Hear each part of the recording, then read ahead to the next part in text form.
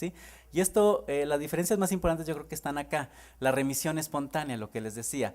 Hay hasta un 80% de posibilidades de que una trombocitopenia inmune primaria, con médico o sin médico, con hematólogo o sin hematólogo, con tratamiento o sin tratamiento, ¿sí?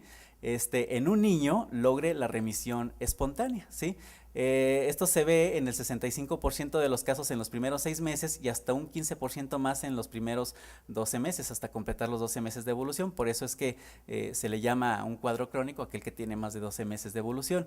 Y en los adultos, pues hay autores que dicen que no existen las remisiones espontáneas y algunos aceptan que existen hasta 10% de remisiones espontáneas, ¿sí? Más bien esto es raro, pues, y si se da alguna remisión espontánea, generalmente se da en el primer mes, ¿sí? Por eso es que no conviene darle a un paciente esteroides más allá de un mes, 2 meses, mucho menos 3 meses, porque ya la posibilidad de que tenga una remisión espontánea es muy poca, ¿sí? Entonces esto es algo importante también. Vean la evolución a la cronicidad, ¿sí? En los niños es rara la evolución a la cronicidad, ¿sí? Al niño le va bien, ¿sí? En cambio el adulto, generalmente el adulto sí ocupa al médico, sí ocupa el tratamiento, sí ocupa al hematólogo, ¿sí? Porque hasta el 50% de los casos o más se pueden volver crónicos. Y otra diferencia importante es las hemorragias que ponen en peligro la vida, la muerte por hemorragias, pues, ¿sí? En los niños son muy raras, ¿sí? Que un niño se muera por un sangrado severo, pues es raro. Lo mismo los adultos jóvenes, ¿sí? Y joven, pues aquí en este cuadro dicen menos de 40 años. Que una persona se muera por sangrado teniendo esta enfermedad por debajo de 40 años es raro. Pero ya en los adultos más grandes, aquí dice más de 65 años, pues la mortalidad se eleva, porque pues de por sí, por ejemplo, las hemorragias intracraneales son más prevalentes en los ancianos, pues entonces si a eso le agregamos la hipertensión y otras cosas que los ancianos tienen, más la trombocitopenia, pues este porcentaje por eso se eleva mucho, más que todo es por las comorbilidades, ¿sí? Entonces eso hay que tenerlo en cuenta, ¿sí? En cuanto al diagnóstico, pues solamente nos exigen dos cosas: una biometría hemática que tenga trombocitopenia aislada, o sea que lo único que tenga es trombocitopenia aislada, ¿sí? Podemos aceptar que tenga anemia por deficiencia de hierro, eso sí se puede aceptar, o sea que sea una anemia microcítica hipocrómica con el AD amplio, con retis bajos y con un perfil de hierro compatible, ¿sí? Entonces, biometría hemática con trombocitopenia aislada, eso implica pues hacerle un frotis, desengañarnos de que de verdad no tiene nada raro, ni esquistocitos, ni otras cosas raras, y ausencia de condiciones asociadas. Y eso de ausencia de condiciones asociadas nos obliga a que este diagnóstico sea por exclusión, pues, y entonces ya en este consenso, ¿sí? Los expertos nos recomiendan hacer de forma inicial una buena historia clínica, una buena exploración física, preguntar por medicamentos, ¿sí? Ver la biometría hemática, ver el frotis, ver los retis, hacerle un grupo sanguíneo al paciente, un CUMS, buscarle bichos que se asocian con trombocitopenia, como el hepatitis, como el VIH, el helicobacter, y la médula ósea solamente la recomiendan para pacientes que ya pasan de los 65 años, porque ahí no, es difícil distinguir si la trombocitopenia es por mielodisplasia o por la trombocitopenia inmune. Y otro caso donde la recomiendan es en los pacientes que ya estamos a punto de quitarles el vaso, o sea, ya son palabras mayores, entonces hay que estar seguros de que no tenga otra cosa y que estamos bien en nuestro diagnóstico, ¿sí? En algunos casos recomiendan los anticuerpos antifosfolípido, los anticuerpos antinucleares, ¿sí? Las pruebas de función tiroidea, ¿sí?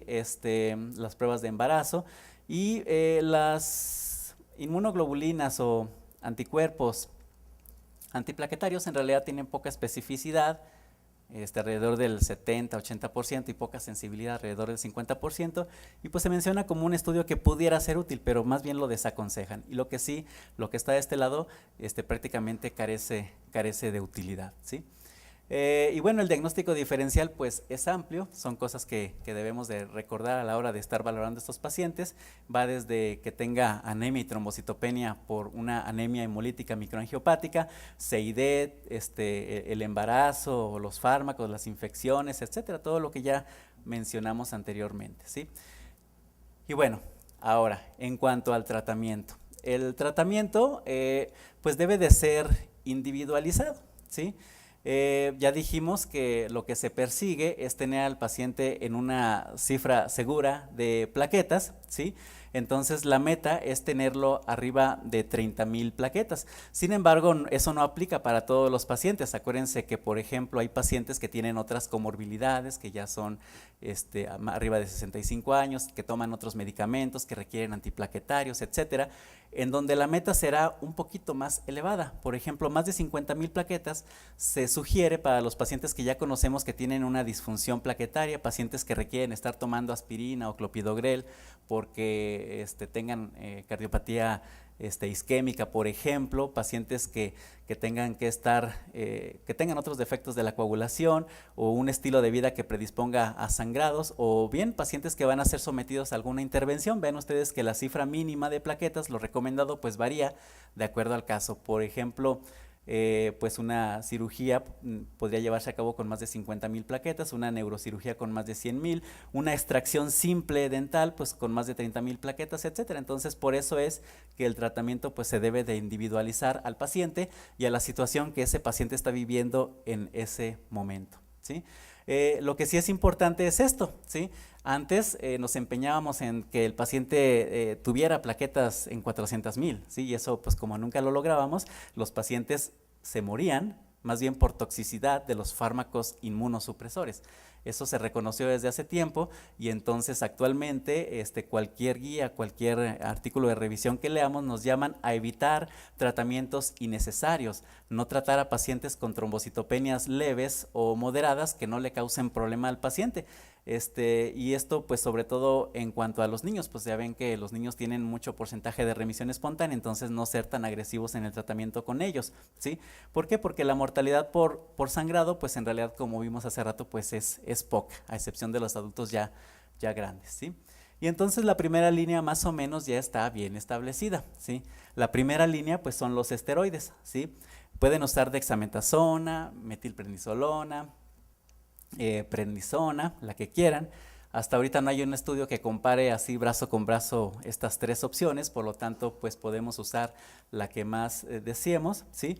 La que más conozcamos. Más o menos los tres tienen respuestas que van entre el 70 y el 90% de los pacientes. Lamentablemente las respuestas a largo plazo no se mantienen, ¿sí? Por ejemplo, con la prednisona solamente se mantienen entre aproximadamente un 15% de las respuestas. Parece que a largo plazo a los que mejor les va son a los que son tratados con pulsos de dexametasona, en donde las respuestas pueden mantenerse incluso en el 50 o hasta en el 80% de los casos. Sin embargo, la respuesta no es instantánea, o sea, no le damos los 3 bolos de la metilprednisolona y al siguiente día tenemos respuesta. Generalmente las respuestas se ven en la primera semana o incluso en las primeras 2 semanas. Si el paciente tiene sangrados severos o vamos con 2 semanas y no ha habido respuestas, entonces se sugiere que le comencemos alguno de estos medicamentos como la inmunoglobulina humana o el anti-D, que son medicamentos que, por decirlo así, engañan al macrófago evitando la fagocitosis de las plaquetas. En el caso del anti-D,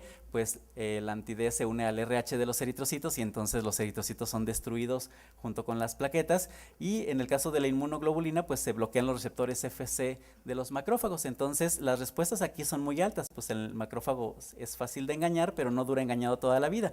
Las respuestas se pierden más o menos entre 2 y 4 semanas. Entonces estos tratamientos son rápidos y se eligen para pacientes que tienen sangrados que ponen en peligro la vida, o cuando los esteroides no nos han funcionado, ¿sí?